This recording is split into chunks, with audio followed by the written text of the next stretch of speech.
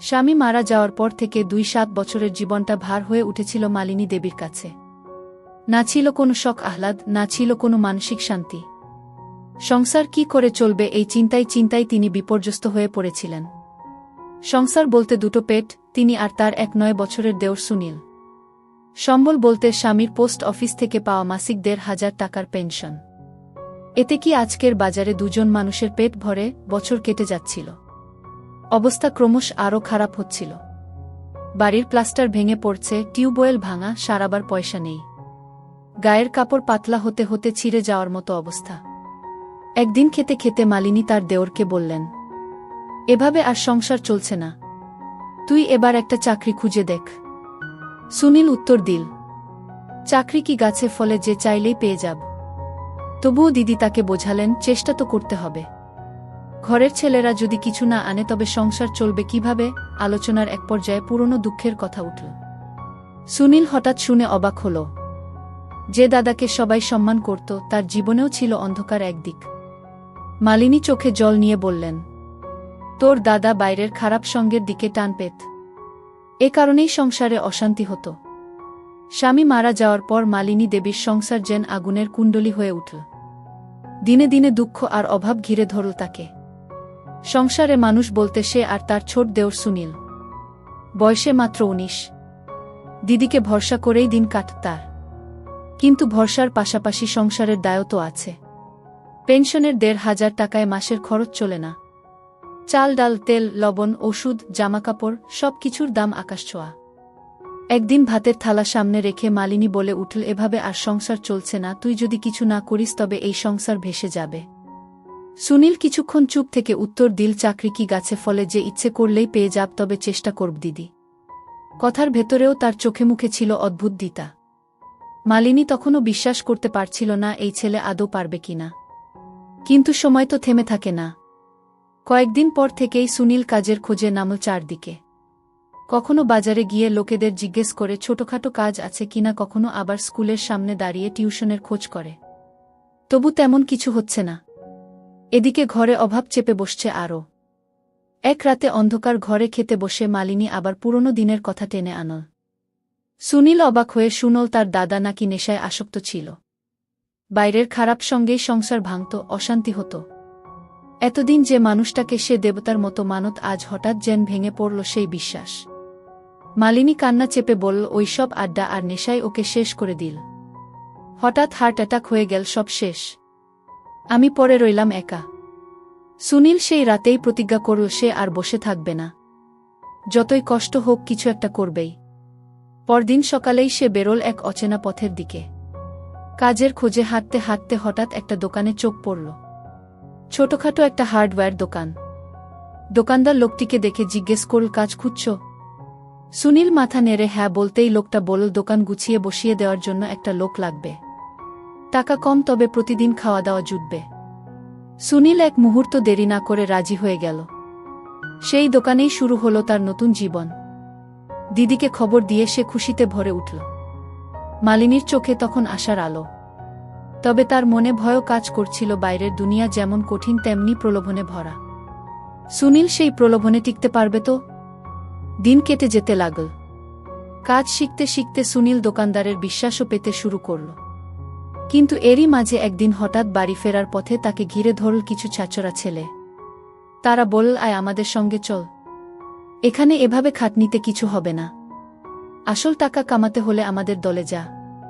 Cigarette আর নেশার packet বের করে এগিয়ে দিল তার দিকে। মুহূর্তে দাদার কথা মনে পড়ল সুনীলের।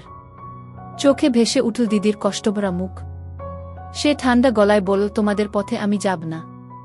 আর দ্রুত বাড়ির দিকে পা বাড়াল। কিন্তু ছেলেগুলো হাসতে হাসতে বলল, বেশিদিন এভাবে টিকতে পারবি না রে। এই কথাগুলো তার মাথায় ঘুরপাক খেতে লাগল। বাড়ি ফিরে দিদির মুখ দেখে সে আবার দ্বিধা হল। সে জানত সামনে আরও অনেক লড়াই আছে। সংসার টেনে তুলতে হলে তাকে কেবল পরিশ্রমী নয়, রক্তের ঘামে দাঁড়িয়ে থাকতে হবে অটল হয়ে।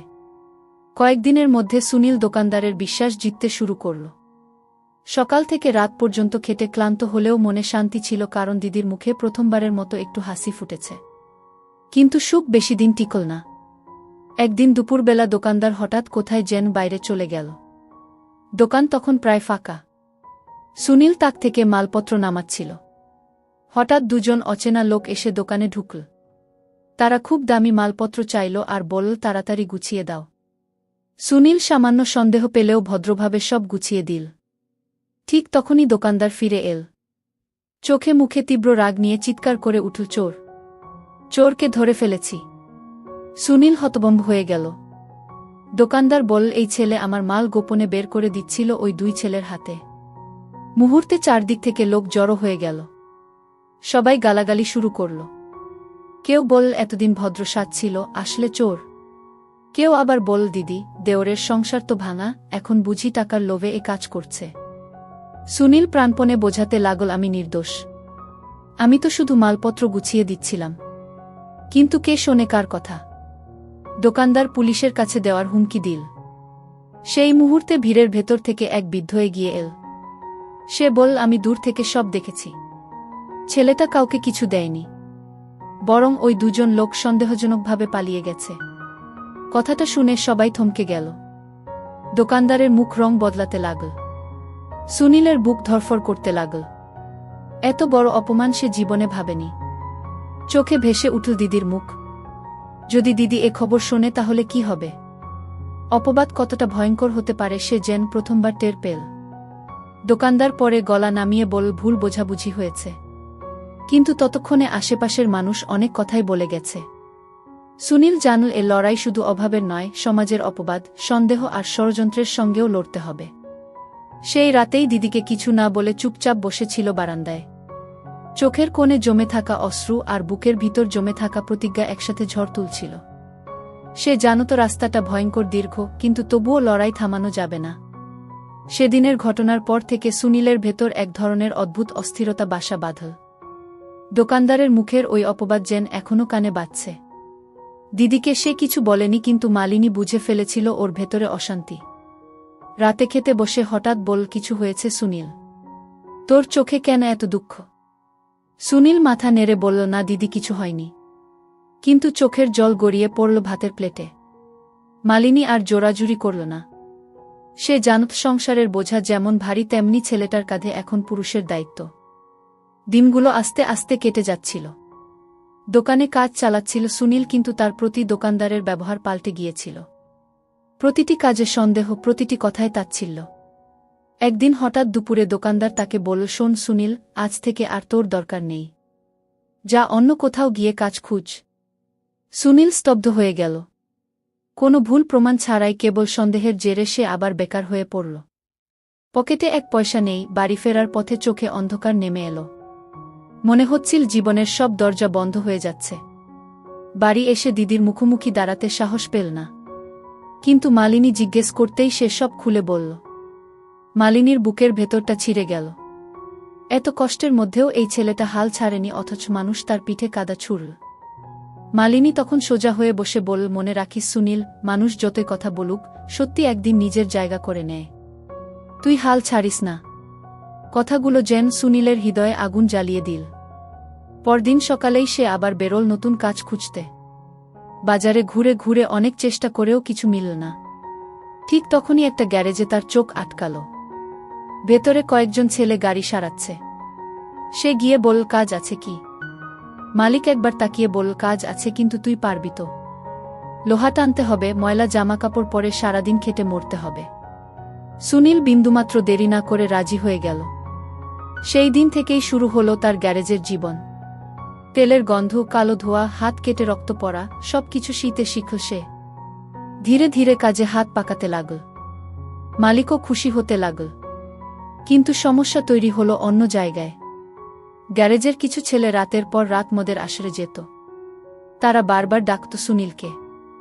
বলতো, আয় না ভাই, তুই তো তরুণ, মজা কর। মেয়েশরাব ছাড়া কি আর জীবন? প্রথমে সুনীল এড়িয়ে যেত, কিন্তু এক রাতে তারা জোর করে টেনে নিয়ে গেল। অন্ধকার ঘরে ঢুকেই সুনীল স্তব্ধ হয়ে গেল। টেবিলে মদের বোতল, ধোঁয়ায় ভরা পরিবেশ আর অচেনা কিছু মেয়ের হাসাহাসি। সে ভয়ে বেরিয়ে আসতে চাইলে একজন তার কাঁধে হাত রেখে বলল, ভয় পাচ্ছিস কেন? এভাবেই তো মানুষ বড় হয়।